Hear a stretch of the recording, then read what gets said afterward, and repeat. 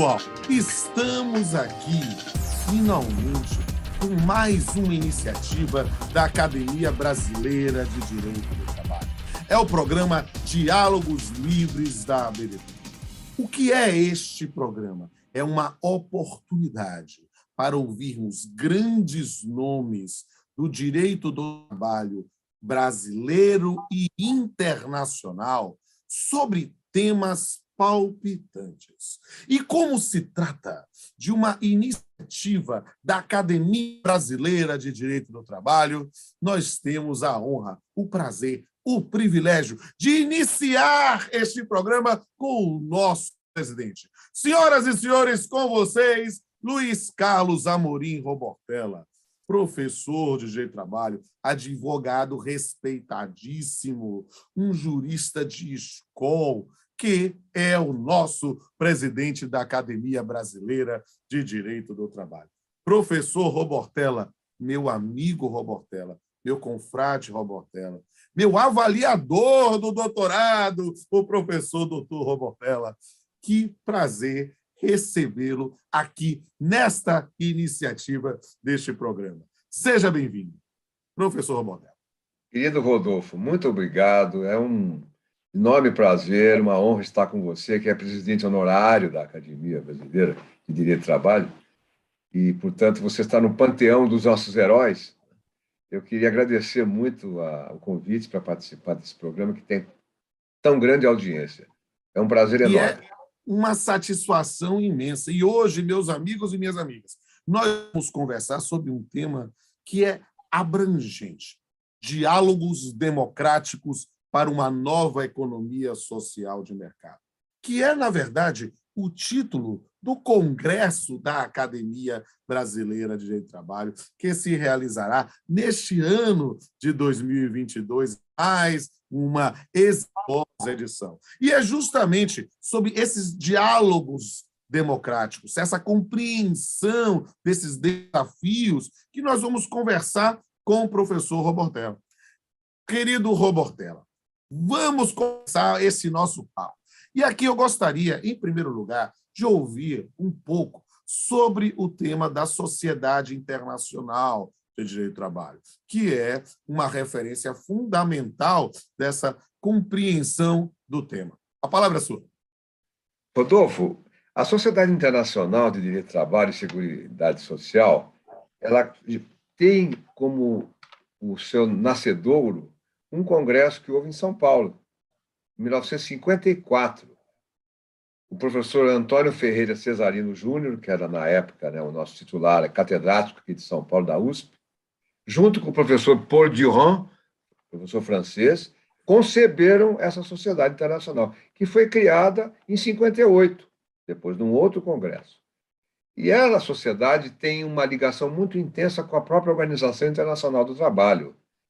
Ela tem a sede em Genebra, e ela tem realizado, ao longo desses anos, tem congregado algumas das mais importantes figuras do direito do trabalho mundial. E ela também tem um papel importante na disseminação dos estudos científicos do direito do trabalho, porque ela realiza congressos, e são os congressos mais importantes que existem no mundo, são os congressos da Sociedade Internacional. Ela tem dois tipos de congresso. Tem um congresso mundial, que realiza em cada continente, já houve na Coreia, já houve em Montevidéu, no Uruguai, já houve nos Estados Unidos, enfim, em muitos países, já houve na Irlanda. E o congresso, o último foi no Peru, o último congresso mundial. E além desse congresso mundial, que é trienal, ela realiza 4 congressos regionais. Quais são eles? Tem o Congresso Regional Europeu, Congresso Regional Americano, Congresso Regional Asiático e o Congresso Regional Africano. Então, esses também são trienais. E nós temos a honra de ter no Brasil, pela primeira vez, um Congresso Regional Americano. Essa que é a grande relevância desse evento que nós estamos realizando a partir do dia 14 de setembro, faltam poucos dias, hoje nós estamos aqui no dia 4, faltam 10 dias, para começar o evento, e ele vai trazer juristas de não só das Américas, mas teremos professores dos Estados Unidos, do Canadá, teremos da Europa. A presidente da Sociedade Internacional de Direito do Trabalho é a professora, renomadíssima professora espanhola, Maria Emília Casas Bahamonde. Ela vai estar presente ao Congresso. O Congresso é exclusivamente online. Então, ele é um momento de congraçamento dos juristas das Américas, né? E virão alguns da Europa, porque são juristas que compõem a direção da sociedade internacional. E o evento não é só da Academia Brasileira, é um evento da Academia em conjunto com a sociedade internacional. E, ao mesmo tempo, para terminar, Rodolfo, esse evento é realizado junto com aquele tradicional congresso da nossa academia, anual, né, o Congresso Internacional. E se faz em homenagem ao nosso inesquecível professor Cássio Mesquita Barros Júnior.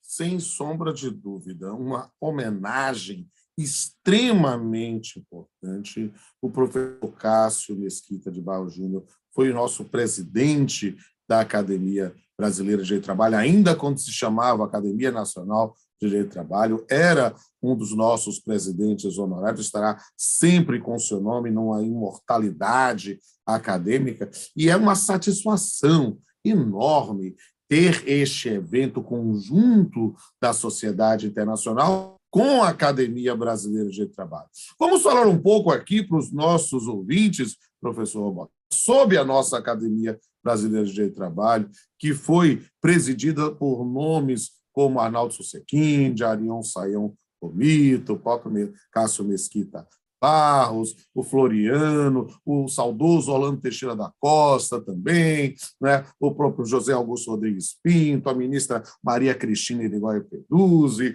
o desembargador Georgenor de Souza Franco Filho, o professor Nelson Manriche, o professor Valdir Florindo, João de Lima Teixeira Filho, o ministro Alexandre Agra, Monte, e foi também por uma criatura um pouco diferente, que é este aqui que vos fala. E tem a honra de falar, sim, com o presidente mais bonito da história da Academia Brasileira de Trabalho, o professor Luiz Carlos Amorim Robotel. Fale um pouco da nossa academia. Muito obrigado pelo bonito. Isso há muito tempo eu não ouço isso.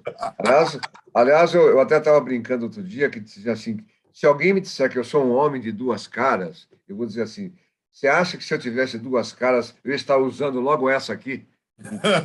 Bem, Então, mas se me permite interromper, eu tenho que lembrar de uma fala linda do confrade Everaldo Gaspar Lopes de Andrade, que dizia que Aldo Susequinde era o rei e o Robortella era o príncipe. Então, tem que ser pois sempre é. bonito.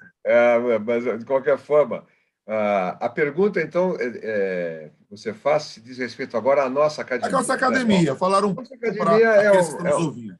ela é uma instituição muito representativa do pensamento jurídico trabalhista brasileiro. Ela congrega ministros, desembargadores, juízes, todos são professores, advogados, também procuradores, ou seja, na verdade, tem que ser um cientista do direito. Pouco importa a outra atividade que tenha, mas basicamente são escritores, são autores de obras que concorrem em duras competições, candidaturas são disputadíssimas, as vagas são disputadíssimas. Então, é uma entidade que muito nos honra e é a representante do Brasil perante a sociedade internacional, que eu já mencionei. A sociedade internacional tem várias associações nacionais que compõem, não é, o comitê executivo. Inclusive, é importante dizer que nós teremos agora, no nosso congresso, uma reunião do comitê executivo da sociedade, onde se vai discutir temas como o reingresso da Índia, por exemplo, na entidade internacional, como a admissão de Cuba, como a entrada do Paraguai, ou seja, tem vários, Filipinas também, ou seja, a sociedade é como se fosse uma pequena ONU, não é, do campo do direito do trabalho. Mas voltando à nossa academia, então a academia representa o Brasil perante esse órgão. Eu tenho participado de várias e várias reuniões do Comitê Executivo em muitos países do mundo e tenho realmente visto a importância mesmo, o papel que a sociedade tem em todas as atividades que envolvem as modificações das relações de trabalho. O pensamento jurídico avançado, não é? Em sintonia com os grandes problemas que nós estamos enfrentando na sociedade moderna. E eu acho isso sensacional, por quê? Porque dentre os membros da academia, diria mais, dentre nós, e eu faço parte do círculo dos presidentes honorários, na condição de ex-presidente da casa, não há figura que se destaque mais no campo da participação dos congressos internacionais do que o nosso atual presidente, Luiz Amorim Albortella, que realmente é alguém que compreende o direito do trabalho, sempre nessa perspectiva internacional. E essa ideia de ser um congresso na parceria da Academia Brasileira de Direito do Trabalho e a Sociedade Internacional de Direito do Trabalho, para a realização de um congresso, mostra a pertinência do tema. E algo que já é da história da nossa academia brasileira, porque isso não é o nosso primeiro congresso internacional. Essa é uma perspectiva interessante. Eu queria que você falasse um pouco, na condição de presidente da academia, sobre os nossos congressos como um todo, porque é algo que este programa tem acesso amplo em todas as vezes. Na verdade, quando você coloca no YouTube, você disponibiliza isso para o mundo, então pessoas conhecerem um pouco mais o trabalho da Academia Brasileira do Trabalho no campo dos congressos. A palavra é sua, querido. Bom, eu posso dizer que a sua contribuição como presidente foi importantíssima, né, para o desenvolvimento desses congressos internacionais da academia, porque a academia ela passou a promover uma inserção internacional muito maior, né, do Brasil. Inclusive, o próprio fundador, o grande inspirador da academia, Arnaldo Susequinde, tinha um enorme prestígio internacional. Ele foi da comissão de peritos da OIT, depois chegou a ser também do Conselho de Administração. Então, Arnaldo Susequinde era um homem internacional, um homem do mundo, e a academia tem essa marca, né? E os congressos internacionais, que muitos se realizaram naquele majestoso local, o antigo Hotel Maxud, de São Paulo, que infelizmente já está extinto, né? Está sendo, inclusive, todo o mobiliário está sendo leiloado, mas ali no Susequinde nós tivemos momentos inesquecíveis, com grandes nomes de todo o mundo, muitos professores, e nos últimos anos se ampliou essa sinergia, né, brasileira com os professores, muitos professores portugueses de Coimbra, inclusive, que virão ao nosso congresso. Nós vamos ter um painel, Rodolfo, só de relações de trabalho em Portugal, só professores portugueses. Então, é uma homenagem, na verdade, ao português, especialmente nos 200 anos da independência do Brasil. Nós estamos comemorando na próxima semana, e o Congresso também faz uma alusão a isso, não poderia deixar de fazer, não é? Então, em verdade, os congressos internacionais é que nos deram a capacidade e digamos assim, a qualificação para nós podermos estar hoje sediando um congresso regional americano da Sociedade Internacional, porque não foi fácil. Nós chegamos a disputar anteriormente, Rodolfo, perdemos para Montreal uma vez, perdemos outra vez, eu não lembro agora para qual outra cidade, ou seja, é uma disputa. Então, São Paulo, dessa vez, realmente se sente muito honrado. O Brasil, né? Não é São Paulo. Porque, na verdade, é um congresso online, não é São Paulo, é do mundo. Né? Mas, de qualquer forma, naquele momento em que se fez tinha que se dizer o nome da cidade sede. Então, Exato. Só para efeitos, né, de mera identificação, é São Paulo, mas é um congresso que, sendo exclusivamente online, por razões que me pareceram muito importantes, inclusive a comissão teve esse cuidado de não de modificar. Primeiro seria híbrido, mas quando houve aquela expansão da pandemia em junho houve um aumento exponencial. Inclusive, eu contraí Covid e muitas pessoas contraíram, com sintomas ou não. Isso causou uma preocupação enorme. E nós achamos que seria, ainda mais com muitos professores estrangeiros, inclusive alguns com idade avançada, vindo ao Brasil, que poderiam ser aqui contaminados, por causaria, não poderiam retornar aos seus países, seria um problema. Então, realmente foi a decisão mais acertada, fazer Parece-me também. E online. nesse ponto, querido Alberto, nós vamos falar agora especificamente de temas que vão ser abordados no Congresso. E há, na verdade, uma sequência de temas muito sensíveis. Há hoje a visibilidade muito grande, quase uma necessidade de discussão sobre temas como raça, gênero, religião e orientação sexual nas relações do trabalho. O que você acha dessa visão, desse corte, dessa reflexão na contemporaneidade? Nós que já temos na área trabalhista há tantos anos, né, vemos hoje uma pauta muito diferente daquela de quando começamos. O que você acha? É verdade, Rodolfo. Olha, eu até escrevi um livro que se chama, um livrinho, se chama Discriminação, como é que é? Combate à Discriminação na União Europeia.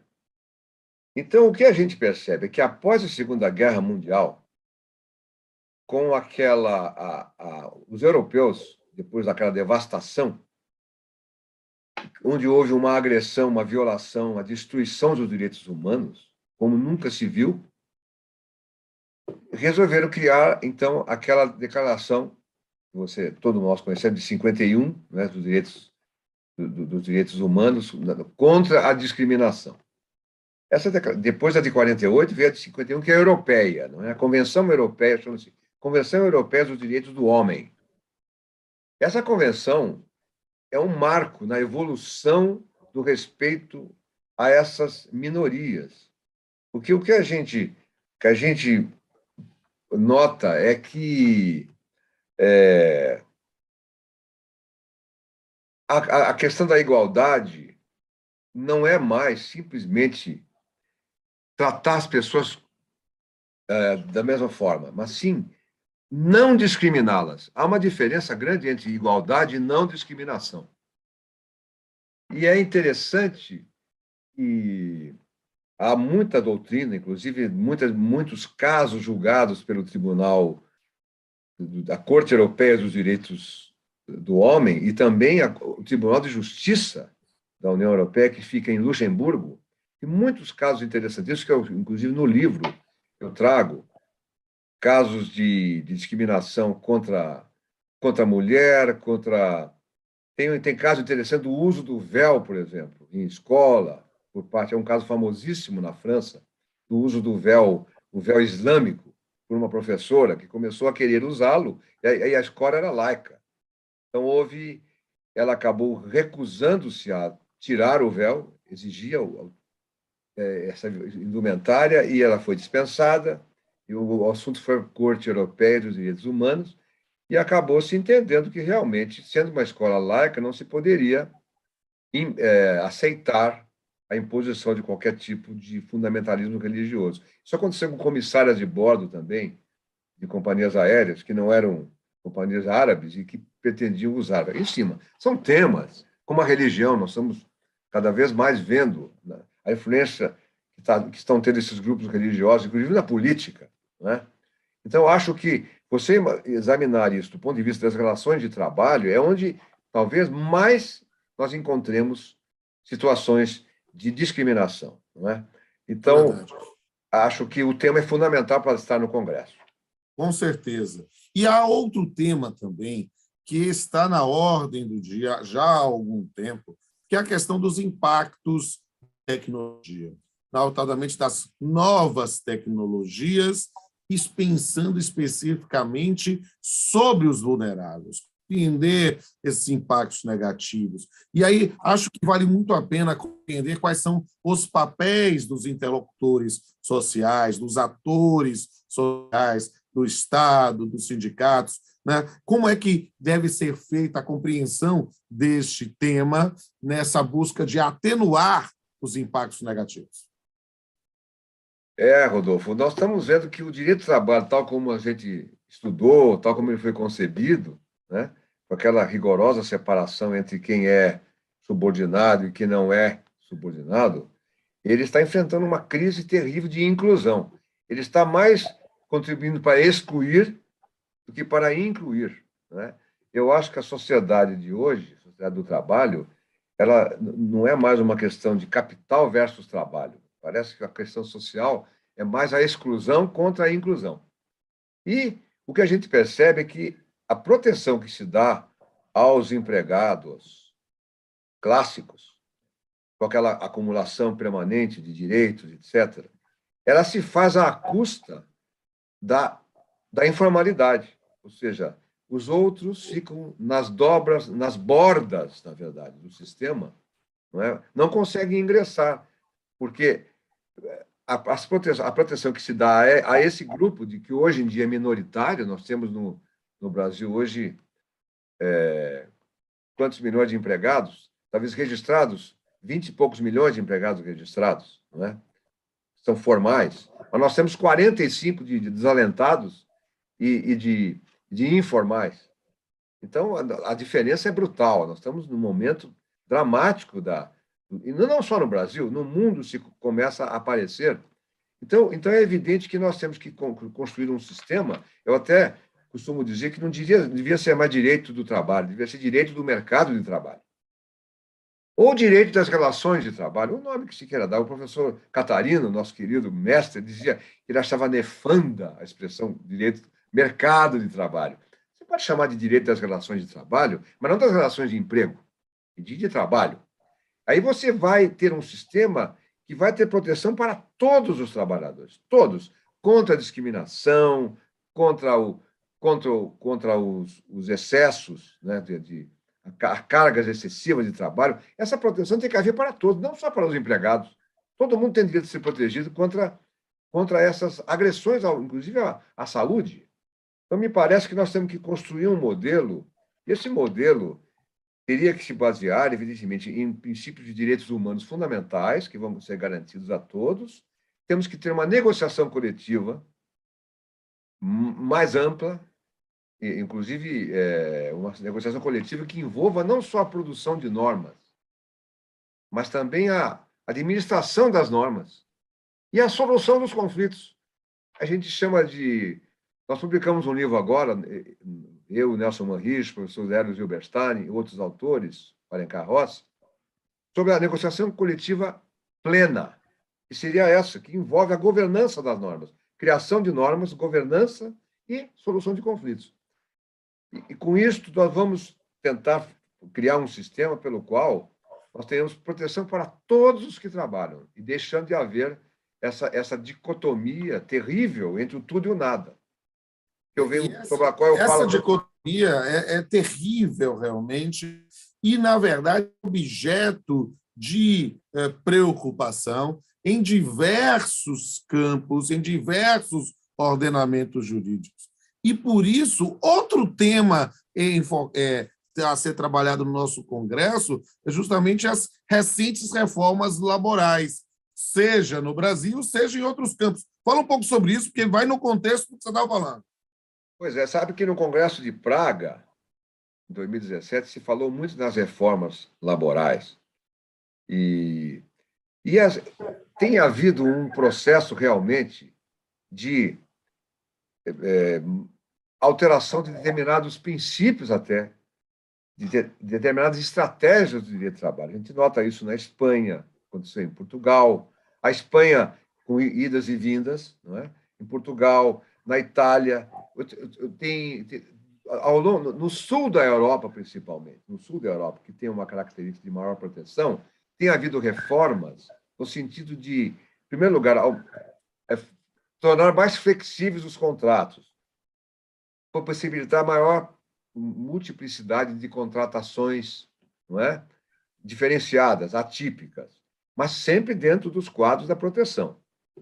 E também tem havido um certo fortalecimento dos poderes patronais, para que ele possa desenvolver a atividade sem as amarras que os sistemas de mutabilidade, por exemplo, de salarial, mutabilidade de funções, trazem. Esses sistemas, às vezes, dificultam, até pelo dinamismo da tecnologia, que altera, os sistemas de remuneração vão se alterando, ou seja, é um mundo em transformação. Então, é muito difícil que se mantenham aquelas situações imutáveis, irreversíveis, não é? E acumulação permanente. É preciso haver um jogo de avanços e recuos. É isso que as reformas laborais, me parece, pretendem fazer. Eu não sei se isso...